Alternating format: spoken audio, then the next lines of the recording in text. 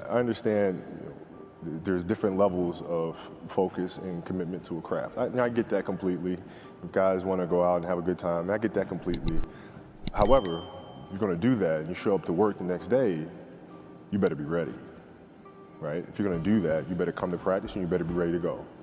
And if you're not, I'm going to let you know. And I think the message was sent pretty clearly. Rest at the end, not in the middle. And that's something I always live by. If I got to fight to get you in the gym, that's a problem. That's a problem. You want players that are gym rats, players that want to be in the gym, that want to work. And then from there, you build on top of that. But if you're lazy, man, I don't want to talk to you. I don't want to deal with you. You don't make me feel dumber. Well, I don't think so. You can go over there. We used to have an All-American camp that I used to go to. And at the time, when I first showed up, I was a sophomore. And one of the things I would do is while everybody would be at the cafeteria work, eating and doing all sort of stuff, I'd just go back to the gym.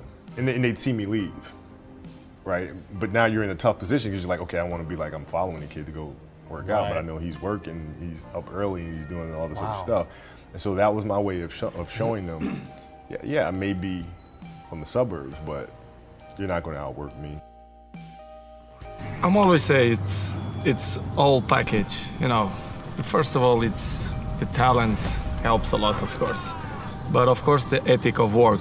You have to put in your mind ethic of work when you are professional. So since day one, when I start with a professional, let's say with 16, 17, 18, I'm always have ethic to be the best, to train hard, to listen to all the players, experienced players.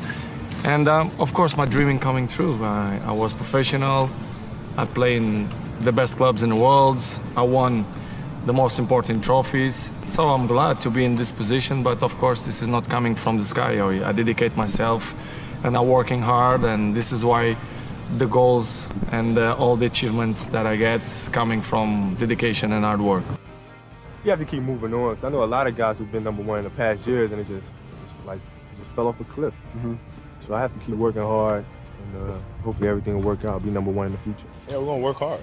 That's what training camp's about, preseason's about, is working hard, getting in shape, getting in condition. It's a simple thing of math. If you want to be a great player, if you play every single day, 2-3 hours, every single day, over the course of a year, how much better are you getting? Most kids will play maybe, an hour and a half, 2 days a week. It's not going to get it done. It's not going to get it done, right? So if you're obsessively training 2-3 hours every single day over a year, over 2 years, you're accelerating. You make quantum leaps, man. If I could work that hard every day,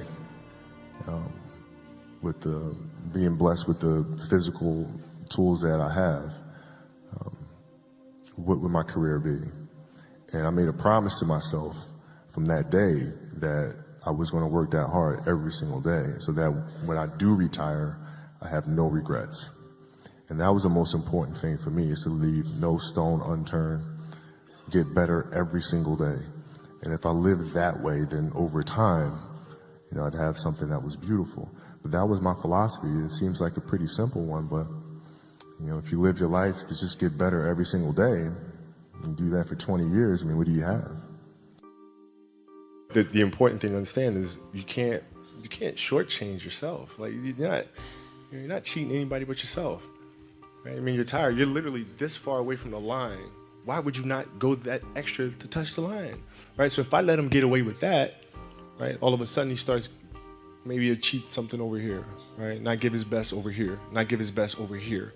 And as years go on, he's going to be he's not going to reach his full potential, because he's been taking these little shortcuts that just add up. And you can't let that happen. Our job as teachers, as mentors, as inspirers, it's our responsibility to hold them accountable to those things. The best way to prove your value is to work, is to learn, is to absorb, to be a sponge. Right? But you always want to outwork your potential. As hard as you believe you can work harder than that. And that's what I tried to do when I first came in the league. But basketball is such a direct competition sport that me coming in at 17, I hated when my teammates would say, I get hit with an elbow, right? Shaq would hit me with an elbow in practice, and Nick Van Exel would come up and say, "Are you okay?" I'm like, motherfucker, what? Mom, are you okay? What the hell's wrong with you? You know, so like I always had that extra chip on my shoulder. So like every day in practice for me was really trying to annihilate everybody that I was playing against. Because I wanted to prove you don't need to babysit me. Like I'm fine. You know? Do extra trainings to improve my, my skills, the dribblings and everything. But I think you're working well because what I am today is started from that moment that I did weights in my feet and jumping and do dribblings, and I take it off and I feel more faster. There's not a person on my team in 16 years that has consistently beat me to the ball every play. That ain't got nothing to do with talent. That's just got everything to do with effort. Nothing else. 15 straight years. 12 Pro Bowls later, if you want numbers. I done saw all of it. And the only thing that's kept me around is my effort. Because I wasn't the #1 recruit. I wasn't the #1 linebacker. I wasn't even in the media guy. All I ever knew was effort will get me seen on tape. Effort will get me noticed to get to the league. Effort would one day take care of my mom and my kids. Effort. Which is between you and you. Nobody else can give you effort. And I'm still grinding because the next kid is talking about he getting too old. Keep watching me if I am. Nobody ain't got to convince me of what I do. I do what I do because I do what I do, because I'm built from something. And man didn't create it. Every one of you men in here have that opportunity, man. But ask yourself the question personally, how much time you really wasting? For real. I'm not asking nobody in here for nothing today. I'm not. I'm just sharing my story to tell y'all, every time you think somebody got it good, man, it ain't always good. Some people just make up their mind and they just grind and say the heck with it, man. Because sometimes that's all you can do. How much of our brains are we really going to use? I use mine to tell somebody today, September 11th, when I step on the field against the Pittsburgh Steelers, if that's what God's will is, there's no other man out there willing to give up what I'm willing to give up. I said that in 1993, when I said I wanted to be the greatest Hurricane. And the only thing that I got in the middle of all of that distance is the only thing that follows work is results. There's no other blueprint. I ain't got no other secrets to tell y'all today. I ain't come here for nothing else but to tell you, if you want to do something, work at it.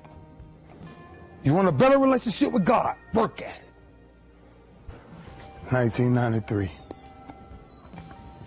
And I made a quote that some people call controversy, I call it confidence. I said that I might be the greatest player to ever walk up out of University of Miami.